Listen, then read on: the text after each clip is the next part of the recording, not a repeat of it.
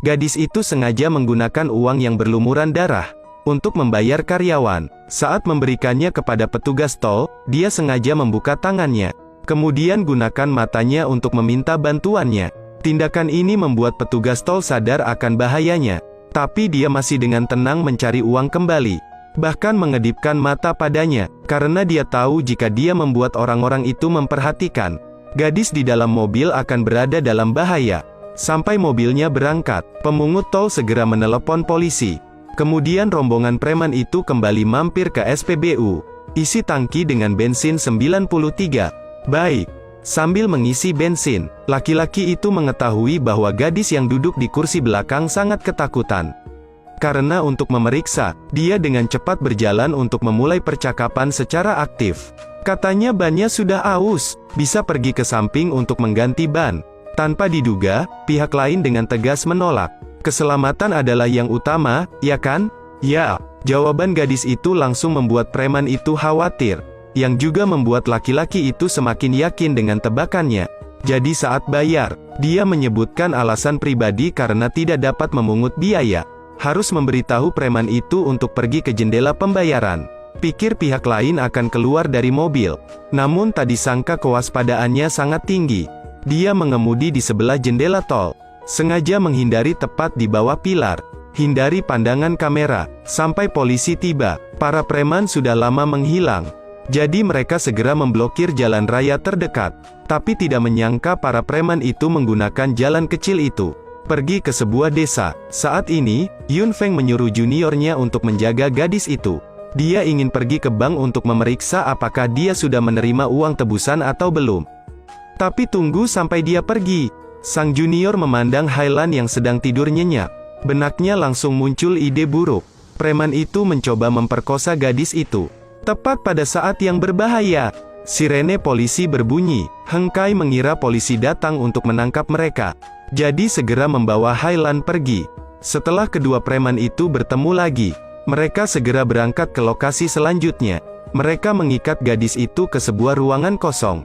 Yun Feng kemudian mengancam Heng Kai. Katakan padanya untuk tidak boleh sentuh gadis itu. Juga dikatakan setelah transaksi berakhir, lalu dia bisa melakukan apapun yang dia mau. Mendengar itu, Heng Kai dengan patuh menurutinya. Setelah dia mengikat Hailan, lalu letakkan kakinya di atasnya, lalu tertidur. Saat ini adalah satu-satunya kesempatannya untuk melarikan diri.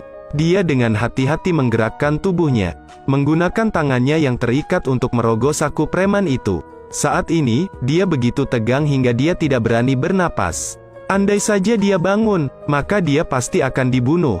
Untungnya dia berhasil ambil teleponnya. Dia dengan cepat mengirim pesan teks ke pacarnya. Katakan padanya lokasinya saat ini. Ketika pacarnya menerima pesan teks tersebut, dia bergegas. Dia juga tidak duduk diam dan menunggu pacarnya menyelamatkannya. Melihat preman itu tidur seperti babi mati, dia memutuskan untuk bertindak yang tidak menurut tradisi baik. Dia memasukkan tangannya ke dalam sakunya lagi dan mengeluarkan pisau. Berhasil melepaskan ikatan talinya, lalu dia dengan hati-hati menjauhkan paha pria itu. Tepat saat dia hendak pergi, baru sadar pintunya dikunci dari luar. Hal ini membuatnya tidak tahu harus berbuat apa. Untungnya, saat ini dia memperhatikan jendela di sebelahnya. Posisinya juga tidak terlalu tinggi. Jadi dia melompat keluar jendela, mengira dia telah melarikan diri. Tanpa diduga, setelah berlari dalam jarak dekat, dia bertemu dengan yang lain itu.